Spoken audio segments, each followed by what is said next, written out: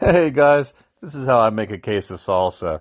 I wash and pull the stems off of 100 tomatoes and then I blanch them by putting them in boiling water and transferring to an ice bath. I do that about 30 at a time.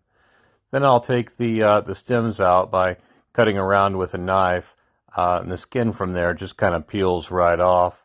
Once I do that, I slice them up, I cube them up, cut them kind of lengthwise, and then cut them again widthwise, and then push them down and cut them one more time, kind of crosswise.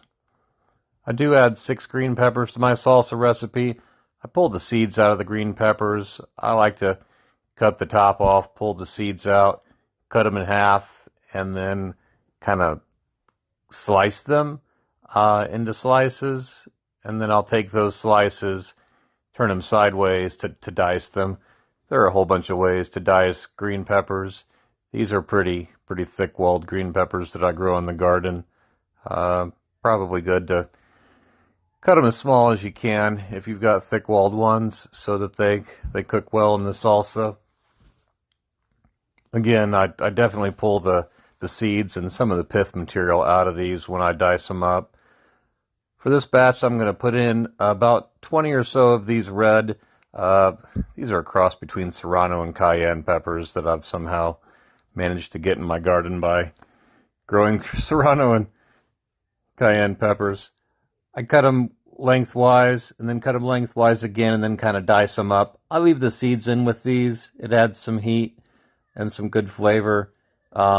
Just be careful if you're going to cut your onions afterwards, not to touch your eyes after cutting the hot peppers. After I get all of the onions and the peppers cut up, I add them to the tomatoes. At this point, you're going to want to bring it all to a kind of a medium heat while you add your vinegar. I also grind some fresh pepper, fresh garlic or a jar of garlic, a tablespoon and a half of kosher salt or canning salt, and then about a tablespoon and a half of cumin. You can mix it up with the vinegar to make it easier to throw it into your pot. On medium heat, I bring the whole thing to a boil. Once it boils, lower it down to kind of medium-low. Let it simmer for 10 minutes or so, and then you're ready to jar it up.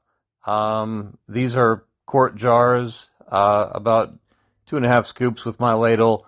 Don't fill it all the way to the top. Leave about a half an inch or so of head space. And put your lids on, and then water bath it for about 10 minutes. Should be all set.